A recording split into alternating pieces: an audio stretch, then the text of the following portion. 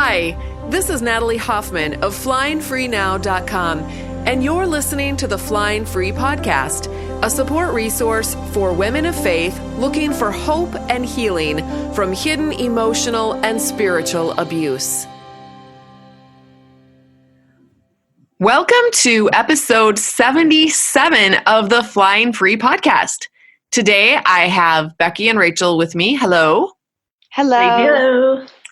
And we are going to be answering a question from a listener, and here it is. I've read in your book that most abuse victims aren't actually codependent, but have similar characteristics from enduring abuse. How do you tell if you actually are codependent, as a counselor has told me, or if it is a symptom of emotional abuse from my husband? I did grow up in an environment where I was responsible for my mom's feelings, so maybe I am codependent. What is the difference, and what does that mean for my own recovery? So, Rachel, yeah, I had a definition. Go ahead. Well, I could have asked this question because I was responsible for my mom's feelings growing up too.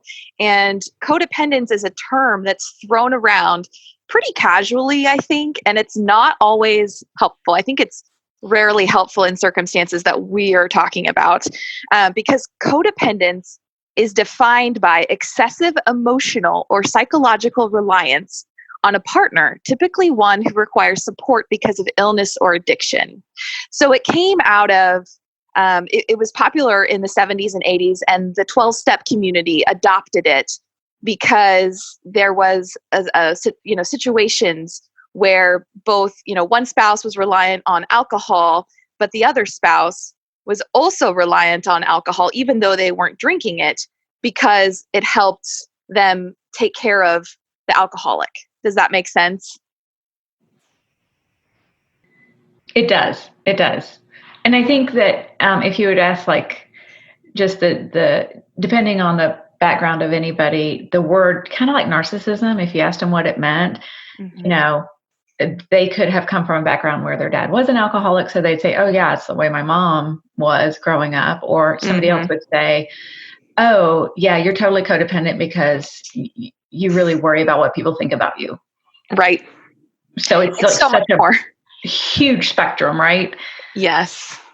I think I was reading a list for this podcast of, it's on Natalie's blog about 8 different ways to tell if you're codependent. And when I read, first of all, I grew up with a mom who was not necessarily diagnosed, but had all of the qualities of bipolar and very abusive. And I don't know that I was like the scapegoat, not the golden child or the ignored. I was very much the scapegoat. And so I did see in my childhood wanting to always make people happy, but it was more from the vantage point of survival. It wasn't because that's who I was. That's not so I think the question is codependency, is that like your personality that can't be changed? Or is that just characteristics of coping with whatever situation you find yourself in? That's so important to distinguish, because I think, a lot of times when we hear from counselors, oh, you're just codependent, actually what that is a way of victim blaming, as if they love to be treated that way, as if they're attracted to being abused, verbally put down, etc. I went to a counselor who actually said that to me. You're actually responsible for his abuse to you because you're codependent. And I tell you, the word codependent for several years after I divorced, it would just make me so angry, because not only did I have to be responsible for him for 20 years, then all of a sudden getting out of it, I couldn't even get away from being responsible, when I sought help from counselors. So obviously she was not a good counselor, but right. Yeah. So reading this list, and I'll read a few of these and how they, like how I used to be, and then what the abuse made me. So one is difficulty making decisions. So when I was 18, I married at 19. So I'll go back a little bit before that. I left home and became, within 6 months, a very different person, because all of a sudden I could be who I was, right? I didn't have to conform to, well, my mom hit me. What's she going to do this time? I wasn't walking on eggshells. I was living on my own. And I became very, very strong-minded. I made decisions. I didn't have any difficulty. Fast forward 20 years, I'm in a marriage, and at the beginning I would make a decision, but because of his response, whether it was physical abuse at the beginning, but later it was way more of the gaslighting and the crazy making stuff, it just made me question my decision, my ability to make the decision. Mm-hmm. So then I had difficulties making decisions, and one of them was getting out of it. Mm-hmm. Because after so many years, you're so convinced that you're just crazy. Like, you're not seeing things for what they are. How can you make decisions, right?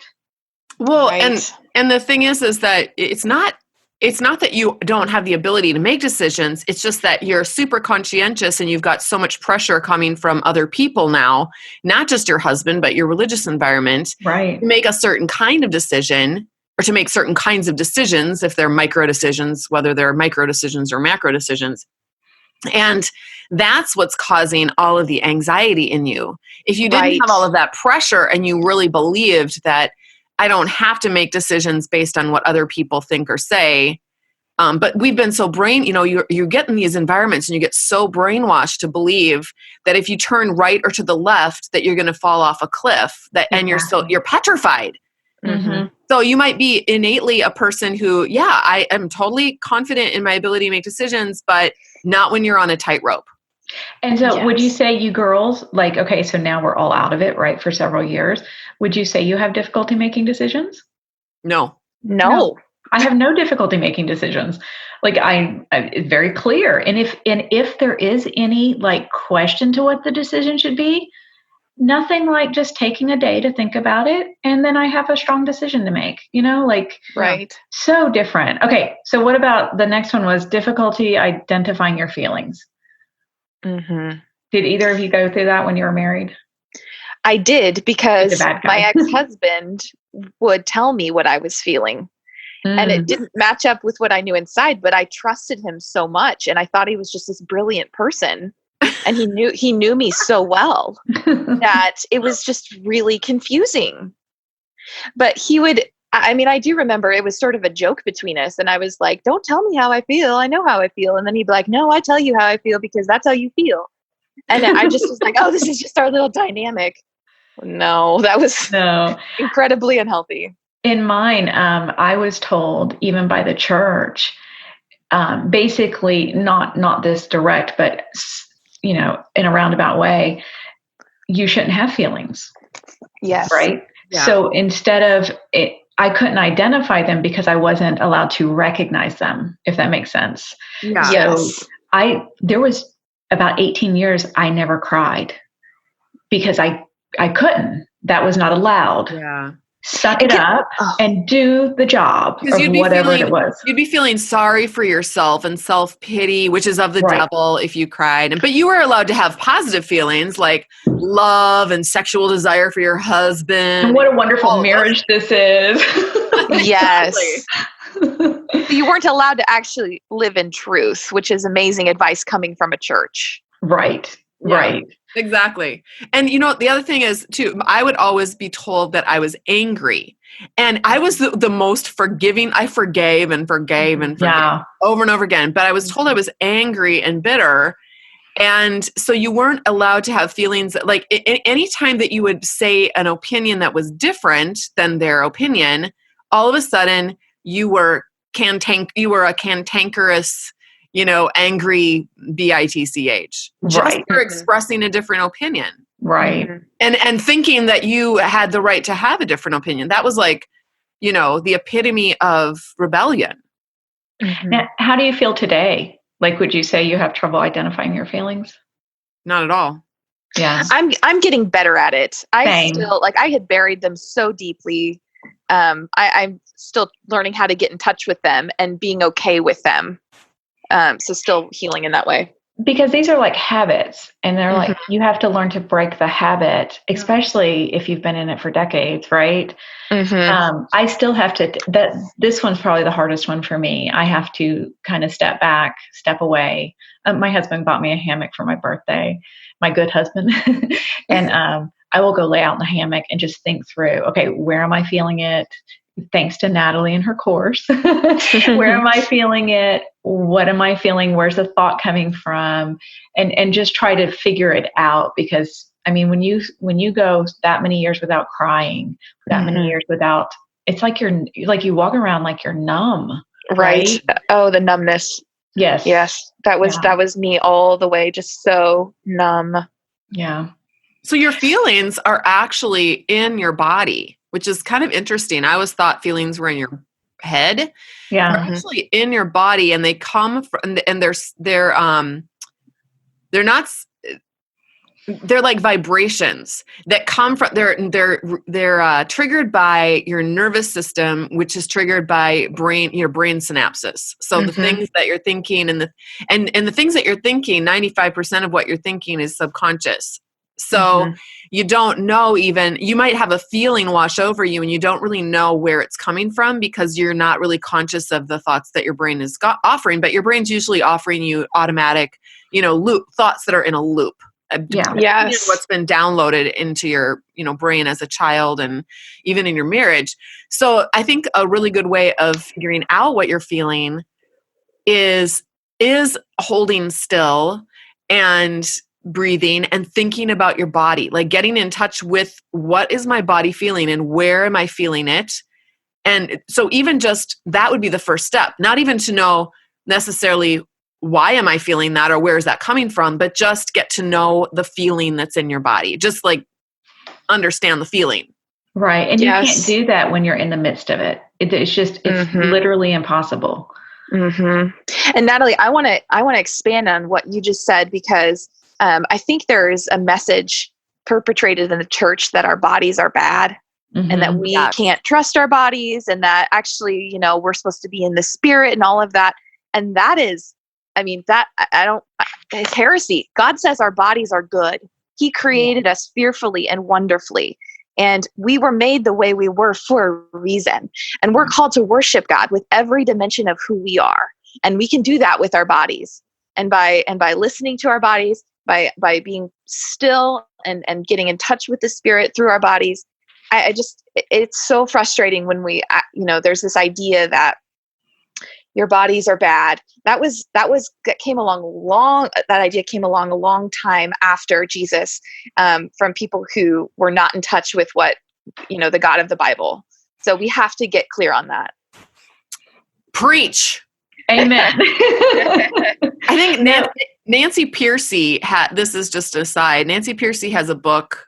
What is it called? Have you guys heard of it? In her book, she talks about, I'll look it up and put the link in the show note. I got to write this down or I'll forget. She talks about that. She talks about the historical, like where that came from, that idea of the body and the spirit being totally separate, and that it came from important. Didn't it? It started back with, as far back as Plato. Yeah, those philosophers. Yeah. Yes.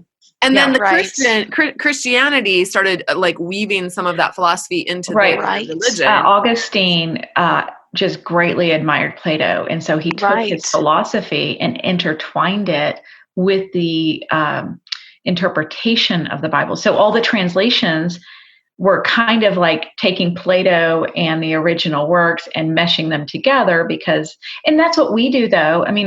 I don't think it was right, but we do that too. Don't we translate what we hear through what we believe?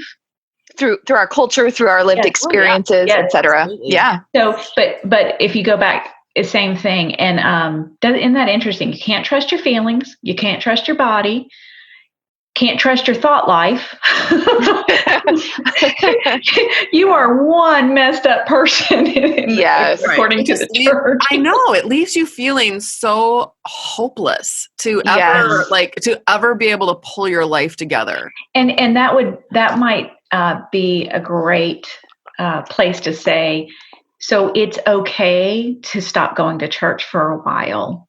It's okay to back up out of the abusive relationship, out of the abusive and toxic spiritual relationship, and rethink, okay, who is God?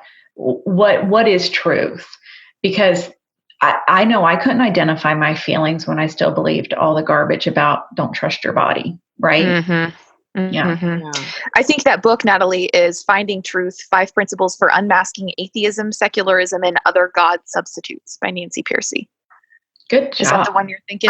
It's not. I think it's actually an earlier one. That one I've never heard of. I know, that sounds really fascinating. I know.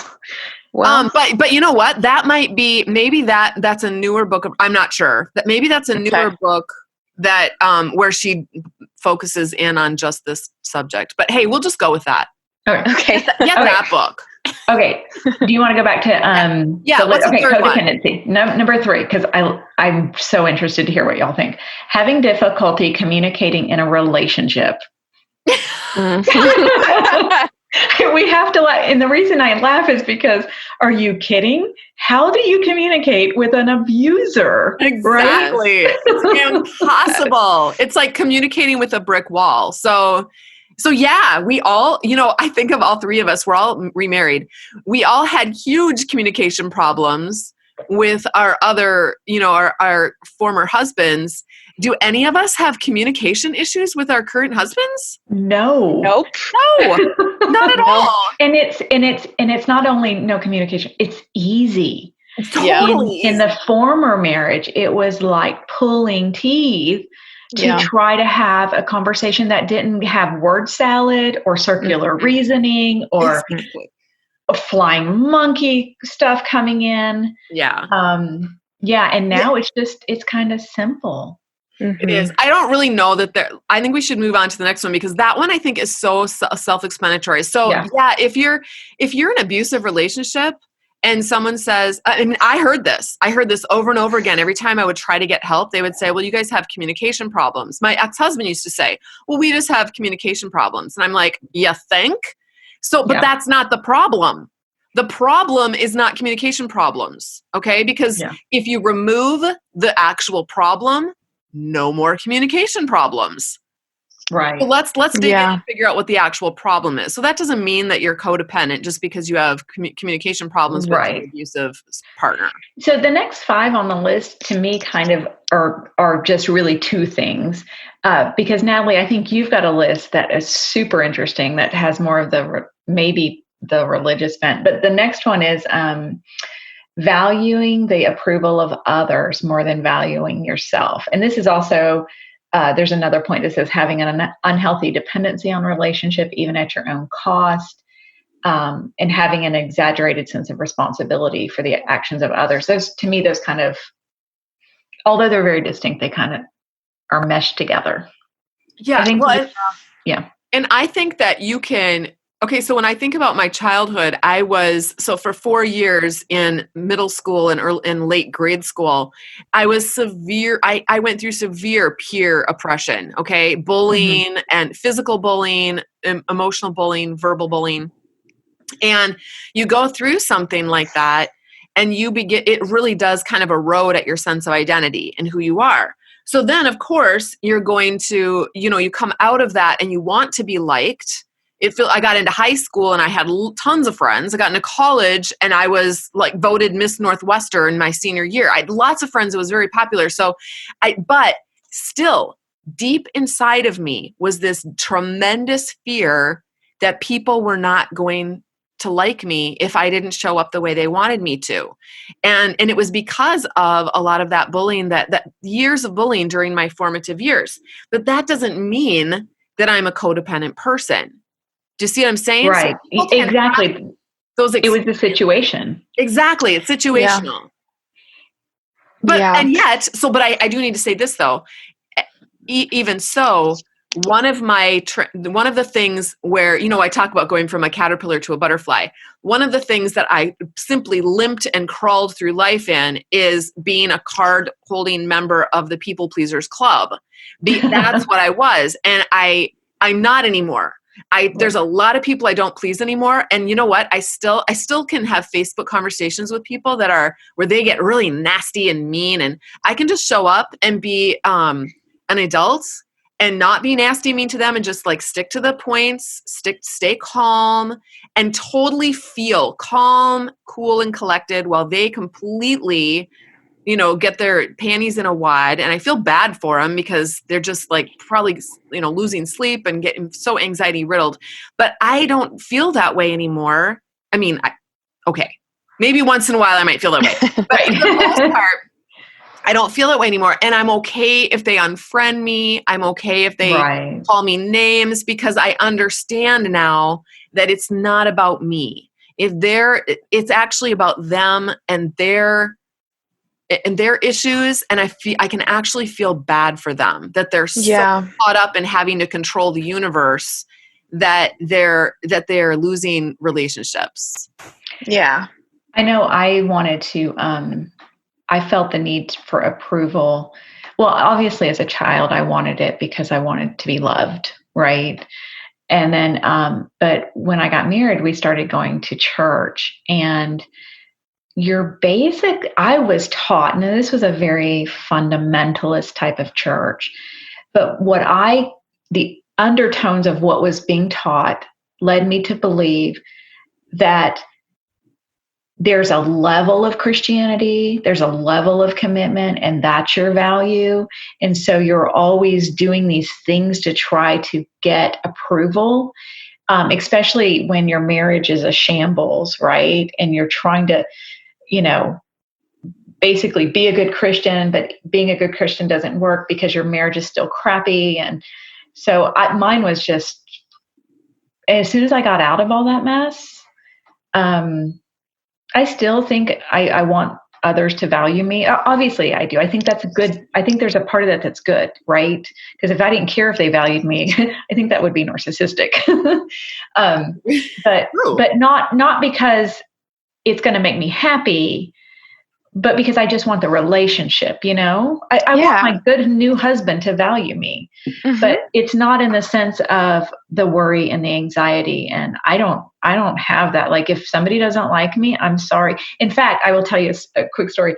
Something happened this week, and a competitor sent out an email to the clients that I serve.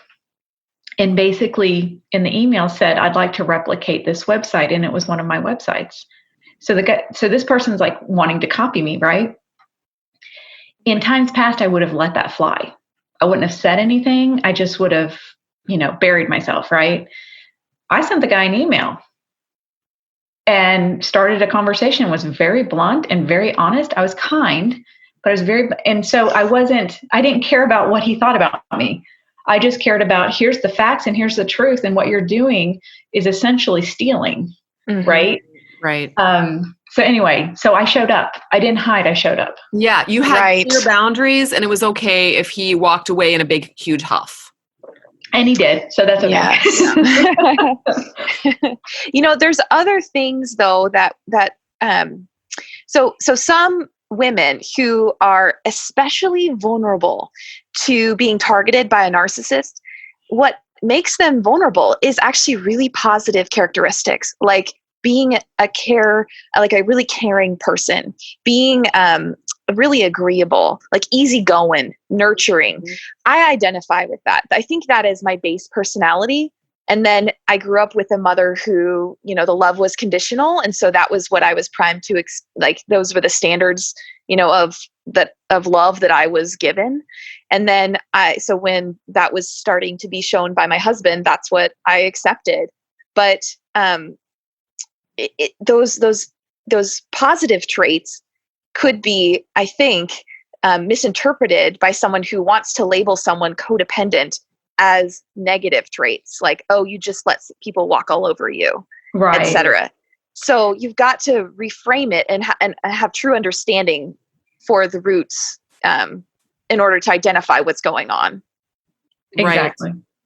I'll piggyback off of that, and by the way, for those of you who are listening, if you want to know those 8 codependent the eight code, what do you call them? Eight The codependent signs of codependency. There you go. Thank you.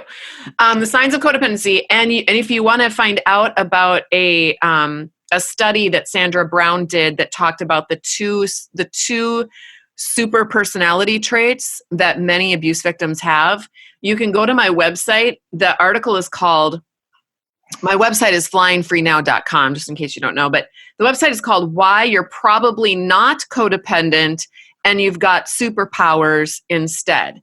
And the date on this is March 9th, 2020. So it was a more recent article, but you can read about that. You can find out the two main superpowers that you probably actually have. Hey there. If you're a woman of faith in a confusing and painful marriage, and you want more concentrated, personalized help to deal with what you're experiencing in your life, I want to offer you the Flying Free Sisterhood. The Sisterhood is a comprehensive education and support program designed to help women like you go from crawling to flying. Here's what one of our members has to share about her own healing journey with Flying Free. One of the ladies in my group says she's been doing Flying Free in the Sisterhood for about a year. She's faithfully worked through it, is in the midst of a very ugly and protracted divorce with a narcissistic, abusive husband. And she said, all of what you said this morning about describing your background of religion and growing up in that isolated cocoon of religion, she has been through. And she said it's like her eyes are being opened. She can see the blue sky and the sunshine for the first time in her life. And she is learning so much from it. And it was beautiful how she encouraged another woman in the group to put in the time and make the investment in herself to do that, and know that it's going to take time to reprogram, deprogram, and then reprogram yourself when you come out of a background like that, but that it's so worthwhile because now she can see things. She has discernment and wisdom that she didn't have before because she was too afraid to see things from a different viewpoint. And it just was such a blessing to me. And I wanted to pass that along to you, Natalie, because I knew it would bless you to hear that. And it was just beautiful to see how they encouraged each other and, left feelings, wow, I've got tools now in my toolbox to unpack and put to use.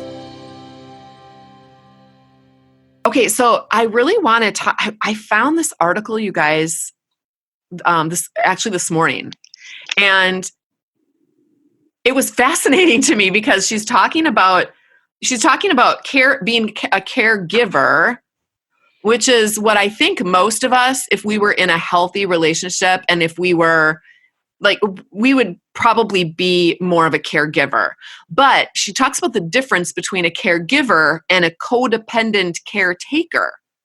And I just want to get your take on some of these things, okay?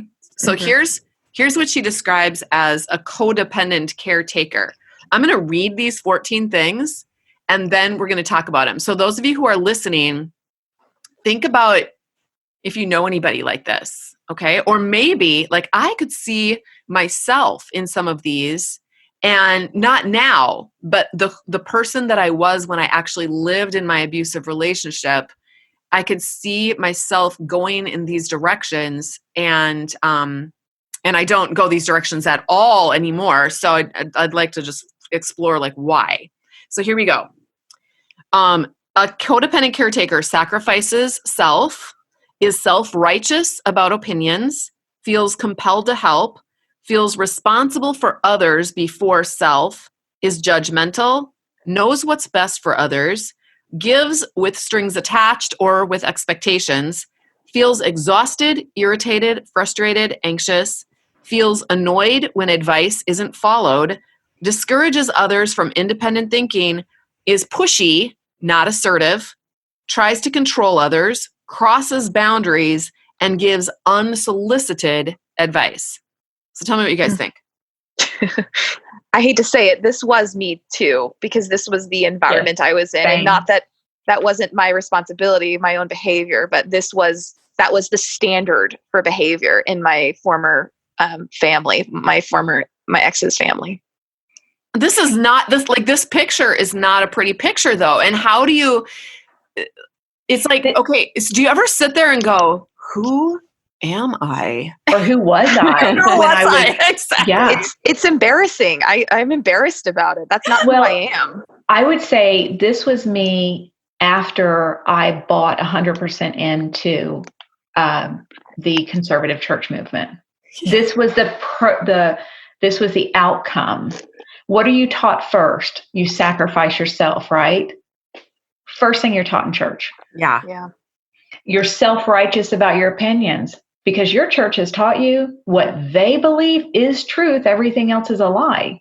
Mm-hmm. What does that get? I mean, in reality, no one absolutely knows the truth, right? None of us are God. Mm-hmm. And that means that if we're to love others as ourselves, we're to respect others' opinions, right?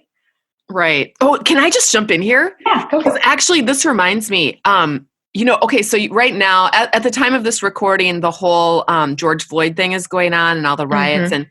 And it's so fascinating on Facebook to see Christians actually be completely and totally divided about this. And it's some of them, well, I don't want to get into it too much, or I'm going to have everybody unsubscribe. But anyway, who knows? Maybe I'll get new subscribers. Anyway, I think that it's just fascinating to see how people get so bossy, and so they do get self-righteous about whatever side they're on, and they start condemning and calling the other side names and making it out to be instead of just like trying to listen to both sides and trying to understand, like doing their own research and studying and being more of a curious or just investigator. Understanding that somebody else's perspective is built upon their experiences, and you will never have those experiences or that perspective, because none of our lives will ever match each other. Exactly. And this list of, judgmental, knows what's best for others. I mean, I don't know about you girls. I wasn't that way until I went into the conservative church movement. And basically, Natalie, this was almost that power over structure, if you think about it. Mm-hmm. Yeah, it is. Yeah. And I'm glad I'm not that way. I'm glad I can sit there and listen to somebody else have a completely different opinion. I have a new employee, and I'm always fascinated to listen. But and this person has some very, very conservative ideas. And he kind of fits this pattern, but in a kind way, if I could say that. You know how we might have been all this, but people would probably say, yeah, but you were kind, right? Yeah. Mm-hmm. But I just listen, and I'm like, that's an interesting perspective. And then I'll give my perspective, but I'll make sure I'm not trying to push it on them. Just say, yeah, but have you ever thought, one of them I said, but there's 33,000 denominations in the U.S. under Christianity, so I'm not sure who has it right. Just leaving little things to make this person think, Right. Yeah. Planting little tiny seeds. Yes. Because that's really what it is. It involves thinking, like being a thinker rather than being being a baby bird that just takes whatever mom brings and shoves down your throat, versus actually being a bird that goes out there and searches for your own worms. Right. And wouldn't you say that today, I feel like I am truly kind. I don't feel like I'm manipulatively kind, if that's a good word. Right. I'm ashamed of being those 14 things for years and years. I remember walking through Walmart, and in my mind, I would look at other women and I would have all these judgmental opinions. Like if their child was misbehaving, well, you don't know how to raise children. Because you're not following the biblical principles, raising kids God's way or whatever. Exactly. And now it's like, oh, I've been there. Oh, yes, I know. I'm like, I wonder if I can help her. Yes. Can I buy your child a sucker? Would that? Yes. But no, isn't it interesting that we all of the three of us and the women, Natalie, that you so graciously help, we can fall into both of these lists. One, because of the religion that's been in our lives, and the other because of the abusive relationship in our marriage. And when you put those two lists together, I mean, think about it. Feels compelled to help, but is judgmental, feels exhausted, irritated, frustrated, and anxious, but needs the approval of others. Like, it's such a cauldron of the worst kind of mess possible. Right. That comes from different factors. Yes. Not all of them internal. Sometimes, well, and that actually, and I there is something that I had this thought about, like, that really comes down to, when you're codependent, you're helping someone not take responsibility for themselves, versus when you're an abuse victim, you keep asking over and over for someone to take responsibility, and then you pay the price for it from the abuser. Yes. So what happens is you learn that if you want any semblance of peace in your home, you don't rock the boat. You don't ask them to take responsibility, because they won't. Right. So you know what? This is it. This is why there is so much confusion. Women come to me and they don't know who they are. They don't know who they are. They don't know what they believe. They don't know what they're on the one hand, they can see themselves over here. And then on the other hand, they can see themselves over here. So ladies, I'm just curious to know, what is the answer, and what did you guys finally figure out? I'll go first.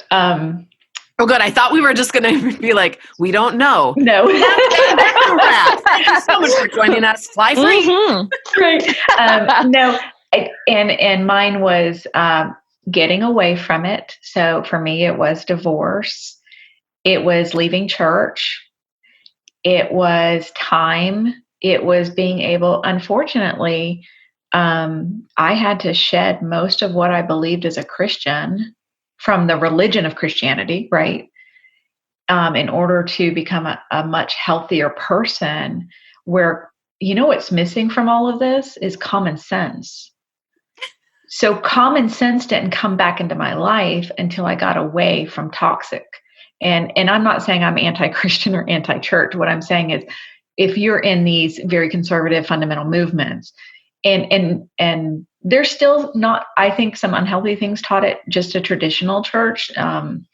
But, no one's got it right. Again, 33,000 denominations. But for me, in the depths of how much I believed, how brainwashed I was, it was getting away and having the time to process. And I will tell you, it's been 5 years, and the first couple of years, it was like epiphany after epiphany after epiphany of, oh my gosh, I couldn't believe I believed that. Oh my goodness, I couldn't believe I believed that. So that was, for me, that was the solution. And I don't think it was something I needed to go and change about myself. I think I needed time for common sense to come back to the surface, if that makes sense. Yes. Yeah. So Rebecca, same for me. I needed to stop trying to find the answer in the same way I had for 14 years, which was, it's my fault. This is under my control, and actually start seeing the situation for what it was. Oh, my husband is actually not who I thought he was. Oh, he actually probably has, is pretty high on the narcissistic spectrum. Just my analysis of the patterns of behavior that I saw over time. Actually, there's nothing I could have done to get him to not behave that way, because I tried over and over and over again. And, obviously I had a role to play in that, but that's not helpful when I was trying to get out. I needed to see things for what they were. And if you're a victim of something, sure, you're not sinless. You're not a perfect person, but it's not helpful to start thinking, I could have done something different. I should have known, this was my responsibility. No, you got conned. You married someone who misrepresented who he was. And coming to terms with that is really hard, but it's also really freeing. Mm-hmm. And it's important to do that. And that's why I don't think that reading about, being codependent is helpful, or, trying to take that on as a label for yourself. And even if a counselor says that that's what you are, the counselor probably doesn't know what they're talking about. If you aren't a victim of narcissistic abuse, they might not understand the difference in those dynamics. And how many counselors actually could put the two pieces together, a narcissistic husband and a toxic religious belief system? Exactly. That create this, just the dynamic that is almost inescapable. Exactly. This is definitely it's definitely a niche. Yes. How do you say that word? Just curious. Niche. It's definitely it's definitely a niche-y. And that's so niche-y. So I think what you guys are saying is that, I'm going to say it the way that I teach people in the Flying High group. I actually talk about this a lot, but we have this universe in our brains between our brain is our universe. Okay. It's between our ears, this universe. And I think when you're in a narcissistic relationship, or you're in a relationship with an abusive person, you become, or even when you were growing up, really, you were kind of sharing your universe between your ears with your mom and dad's universes. All right. With your siblings' universes, and you don't differentiate yourself, and you gradually grow up, and part of your development is differentiating your universe from their universe, your experiences. That's why, like my sisters and I, we have a different experience of childhood. It's because we have our own universe. So I was told for so many years, your experience isn't true. It never happened that way because it didn't happen to me that way. And I always thought, man, I must be like totally crazy because I could have sworn I experienced it that way, Yeah. And then I had to realize we all have this goes back to the whole, the debates you can have on Facebook. We have our own experience. So the way to figure all of this stuff out is to figure out who you are in your universe. Because that really, when God gave you your universe, He gave it to you, and he wanted you to take stewardship of it. He wanted you to nurture it. He wanted you to make it a good place for you to grow healthy and strong, so that you could be a giver of unconditional love in your world, so that you could be creative, so that you could be like, there would be this overflow of healthy, beautiful stuff coming out of your universe. The problem is that when you're sharing, when you start to, I'm picturing like two cells coming together and like morphing into each other. When your universe starts doing that with your abusive partner, or maybe you're still enmeshed with your mother or your dad or someone else in your life, you no longer are differentiated. And now that's when the pathology starts coming in. And that's when you start behaving in ways that are not true to your core identity. And that's why you start wondering, who am I? I don't even know who I am. So the key is, like you guys were saying, to stop enmeshing yourself with your religious environment. Stop enmeshing yourself with your partner. I mean, even your healthy partner. We don't want to become, we don't want their world to be our world and our world to be their world. We want to have two separate worlds that come together and enjoy each other. That's out of my world spills this unconditional love and enjoyment of you, and out of your world. And then we share all of that good stuff with each other, but we still have our own identity. We still, my husband and I have different ideas about lots of different things. And it's totally okay, because we respect each other's different ideas. We don't have to agree on everything. We don't have to buy into each other's universes. And we totally agree that your universe is beautiful just the way it is. My universe is beautiful. So it's a lot of self-care. Now, Christians will say, well, that's so selfish. You shouldn't even be thinking about your universe. Well, and I would say one of the big misconceptions is you have to become one. And becoming one means you have to lose your identity, as yourself. So some women might be listening to this and going, no, we have to be one. I think there's a whole nother podcast on that idea, but no, you need to be yourself. Right. Well, and being one flesh is, is that really even what that means? Is that you become morphed into another person? I don't think that's what God is saying. Because think about, we are supposed to be one with Christ too. But if we were to be one with Christ, and if we were to have an identity like he had, we would definitely be able to stand alone without being, I mean, was he ever morphed into anybody else's identity? Did it affect him when people called him names and tried to push him over the cliff and kill him? Did he like, oh no, crumple up into a heap on the ground and freak out because everyone hated his guts? No.